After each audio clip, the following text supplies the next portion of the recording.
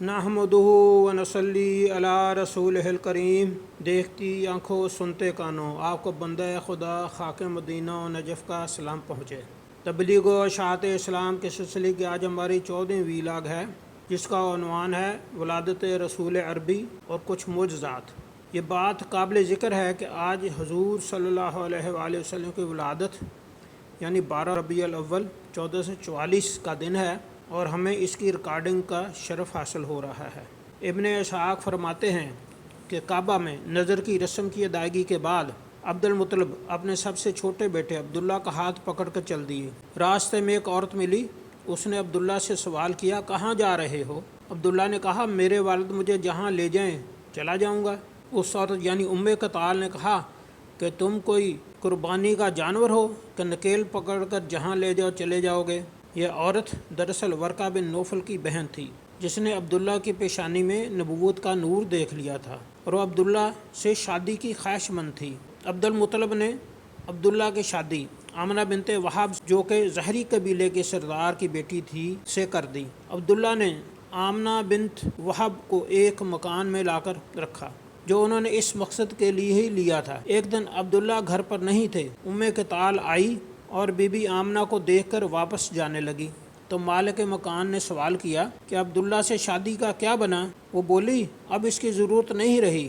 دراصل وہ دیکھنے آئی تھی کہ نور نبوت عبداللہ میں ہے کہ آمنہ میں منتقل ہو چکا ہے، کیونکہ استقرار حمل ہو چکا تھا۔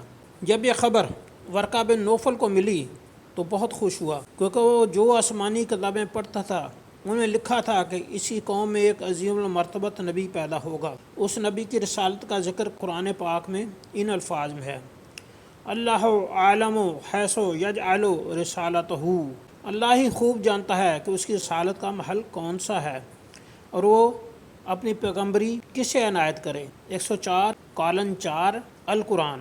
اسی طرح قطال کو اس شادی کا بہت ملال ہوا۔ جب عبد المطلب عبداللہ کو لے کر زہری قبیلے کی طرف جا رہے تھے تو ایک کائنہ فاطمہ بنت مرہ نے اس نور کو دیکھ کر عبداللہ سے شادی کی خواہش کا اظہار کیا تھا اور 100 اونٹ دینے کی پیشش کی تھی۔ اسی روایت کے آخر میں ہے کہ جب اس کائنہ کو شادی اور استقرار حمل کی اطلاع ملی تو رو پڑی اور حضرت امیس شعر پڑھے۔ ایک مرتبہ گرمی کے موسم میں عبد المطلب مکہ سے یمن جا رہے تھے تو حبر کے مقام پر رکے، تو اہل کتاب میں سے ایک شخص نے آپ سے درخواست کی کہ آپ مجھے اپنا ہاتھ دکھا سکتے ہیں؟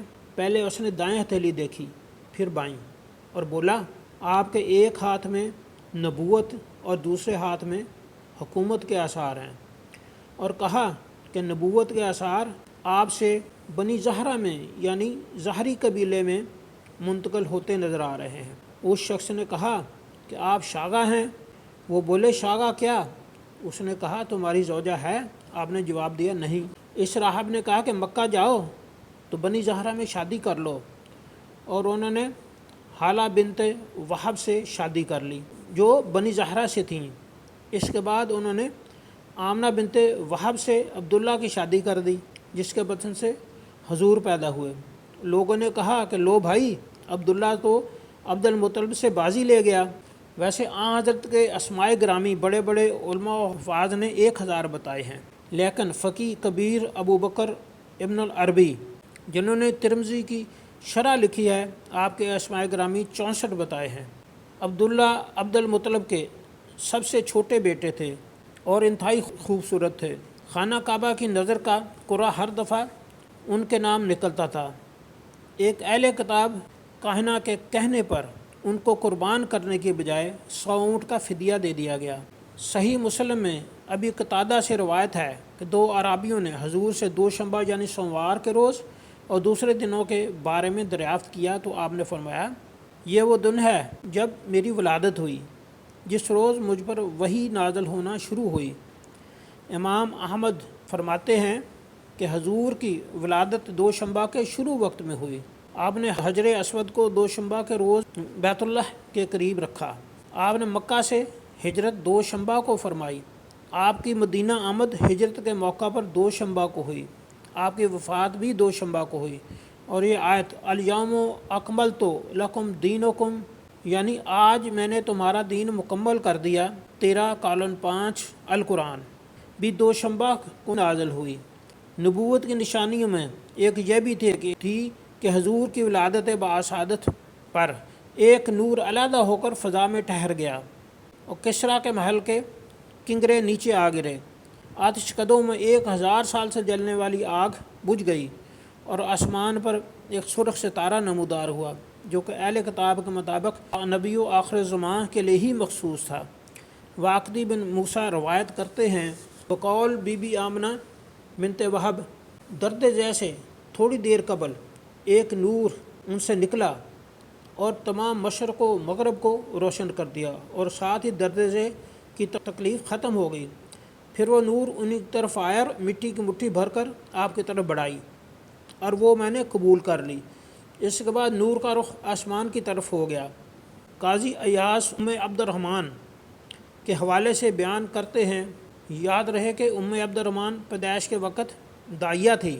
ان کا بیان ہے کہ جب حضور ان کے ہاتھوں میں آئے تو انہوں نے ایک آواز سنی، یرحمک اللہ، یعنی تم اللہ کی رحمت ہو، اور نومولود کے جسم سے ایسا نور طلوع ہوا کہ جس سے مشرق و مغرب سب کچھ چمک اٹھا۔ بہیقی لکھتے ہیں کہ آپ مختون پیدا ہوئے جس پر آپ کے دادا عبد المطلب نے بے حد مسرت کا اظہار کیا۔ پیدائش کے بعد آپ کو گھر کی عورتوں کے سپرد کیا جن میں حضور کی پھوپھی شامل تھیں۔ وہ عبد المطلب کو بتاتی کہ صبح کے وقت ان کو ہمیشہ بیدار پایا اور آنکھیں کھولے ٹکٹی باندھے آسمان کی طرف دیکھے جاتے۔ اس پر عبد المطلب نے فرمایا کہ امید ہے کہ ان کی ذات سے دنیا میں خیر و برکت پھیلے گی۔ حضرت عائشہ سے مروی ہے کہ مکہ میں رہ کر ایک یہودی تجارت کرتا تھا۔ جب حضور کی ولادت ہوئی تو اس نے قریش کی مجلس سے مخاطب ہو کر کہا کہ تمہیں معلوم ہے کہ قریش میں آج عظیم الشان بچہ پیدا ہوا ہے۔